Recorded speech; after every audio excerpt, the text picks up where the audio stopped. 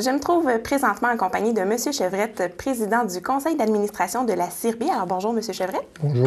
Bien, premièrement, peut-être que vous pourriez nous expliquer ce que c'est que la CIRBI. Bon, la CIRBI, c'est un organisme à but non lucratif qui a été créé il y a maintenant plus de 25 ans. En fait, je pense que c'est peut-être important de mentionner ce que signifie l'acronyme CIRBI. C'est la Société de conservation, d'interprétation, de recherche de Berthier et de ses îles. C'est un organisme qui a été créé il y a, donc, comme je le disais tantôt, plus de 25 ans, à la demande de Canard Illimité et du ministère qui s'appelait à l'époque, je pense, le ministère de la Faune ou quelque chose de genre, et qui avait acheté une île qui se nomme l'île du Milieu, qui est l'île voisine de l'île de la Commune.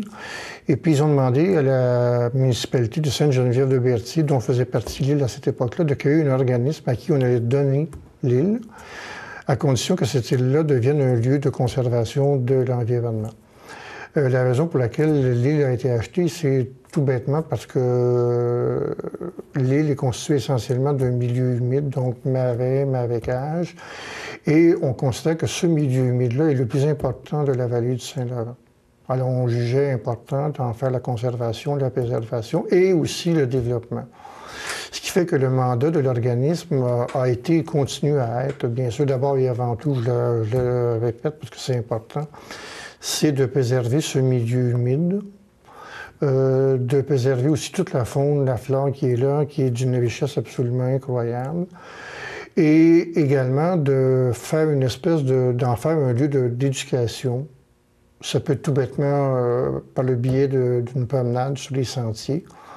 Ça peut aussi aller beaucoup plus loin, et c'est ce que nous faisons depuis quelques années, puisque des membres de notre personnel vont dans les écoles de la région de la Naudière, de façon à mieux faire connaître ce que c'est qu'un milieu humide, et de permettre à des jeunes de venir visiter l'île et de comprendre comment ça fonctionne, et de les amener aussi à réaliser des projets à caractère environnemental.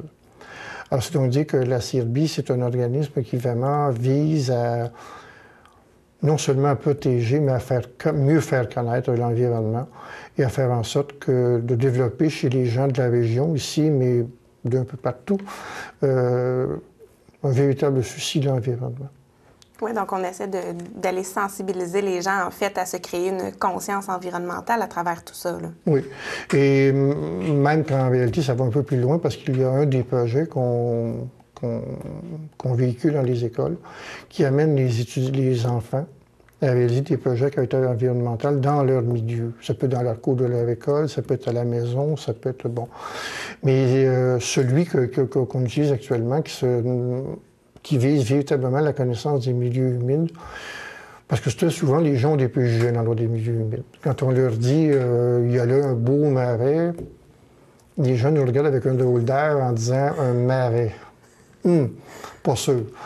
Mais on leur fait découvrir toute la richesse phonique, florale que représente un milieu humide, mais aussi on leur permet de comprendre le rôle que joue un milieu humide au niveau de l'écosystème environnant. Et ça, je pense que c'est extrêmement important. Ça fait tomber des préjugés et ça amène les gens à comprendre que ce sont des milieux qui, au-delà de ces fameux préjugés, sont des milieux qui doivent être protégés absolument. Parce que c'est important. Tout ici, par exemple, bien, le nôtre, il est important pour la vie du fleuve. Alors, c'est extrêmement important de le préserver comme il faut. Donc, on parle de projets qui visent la sensibilisation, mais également la préservation. Vous l'avez mentionné, ça prend des gens pour faire ça, pour se promener dans les écoles et les sensibiliser. Oui. Ça prend des gens pour mener à bien ces projets-là. Ça prend des sous également. Ça prend beaucoup de sous, oui. Et puis bon, bien, il y a différentes façons d'aller chercher ces moyens-là, de faire connaître et de faire vivre ce milieu-là. Mais entre autres projets pour ramasser des fonds, je pense qu'il y a une soirée qui s'en vient exprès pour ça. Là, oui, pour la troisième année consécutive, nous allons présenter une soirée bénéfice la semaine prochaine, c'est-à-dire le 29 octobre. Au cours des deux premières années, les soirées bénéfices avaient lieu au Café Jacob, ici à Berthierville. Cette année, nous avons décidé de changer d'endroit. On va présenter notre spectacle bénéfice à l'église de l'Île du Pas. La soirée consiste essentiellement en un spectacle. C'est un spectacle de chansons. Les chansons nous sont présentées par 9 musiciens. Je pourrais peut-être les nommer d'ailleurs. Il y en a au moins un, en tout cas, que les gens de la région s'y connaissent bien, c'est Pierre Blais.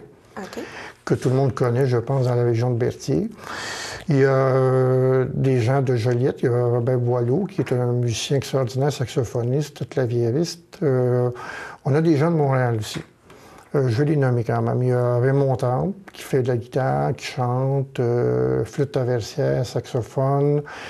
Il y a son épouse, Lucie Beauchamp, qui chante. Il y a leur fils, Olivier, qui lui est un musicien très versatile. Il se promène de la batterie à la guitare, au ukulélé, au clavier.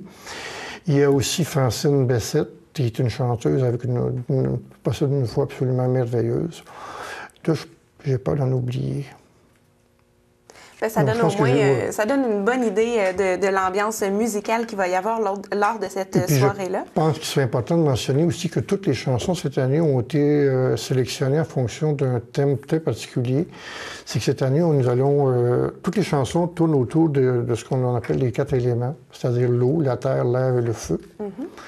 Et toutes les chansons ont un rapport direct ou un peu moins direct avec l'un ou l'autre de ces 4 éléments. Et puis, je pense aussi qu'il ne faut pas oublier de mentionner que le spectacle lui-même est agrémenté d'une dégustation de produits du terroir. Ah, ça, c'est intéressant. Cette année, à chaque année, évidemment, on fait appel à des commanditaires. Les premières années, c'était des fromages. Je pense que je vais le rappeler, c'est une façon de leur dire merci. La première année, on avait des fromages de la fromagerie du Champ-la-Meule de Notre-Dame-de-Lourdes et du domaine féodal de Sainte-Geneviève-de-Berthier. L'année dernière, on avait des fromages de la fromagerie Il était une bergère de Saint-Cuthbert et de la fromagerie Le Barus également de Saint-Cuthbert. Cette année, c'est complètement différent. On passe des fromages à la viande. Okay. Alors, cette année, nous allons servir pendant le spectacle des viandes qui nous sont fournies par la ferme Saint-Vincent de Saint-Cuthbert. Et je tiens à préciser que tous les produits que nous allons servir sont des viandes biologiques. Et c'est une variété assez particulière de viande biologique et je pense que les gens vont se régaler. Donc, l'invitation est lancée. Beau clin d'œil à la musique, clin d'œil à la culture, à l'environnement, oui, aux producteurs régionaux également. Exactement. Alors, je pense qu'on fait vraiment un tour complet de la région avec cette soirée-là. L'invitation est lancée. Et puis, on rappelle que les fonds amassés lors de cette soirée-là, ça servira à poursuivre la belle mission, je pense que... Oui, parce que nous avons actuellement de nouveaux objectifs, oui, qui risquent de nous coûter très cher. Évidemment, c'est sûr qu'on dépend un peu de subventions, mais la contribution financière des gens de la région est indispensable à la continuation de notre mission. Bien voilà, alors l'invitation est lancée. On invite la population à être bien présente lors de cette soirée-là.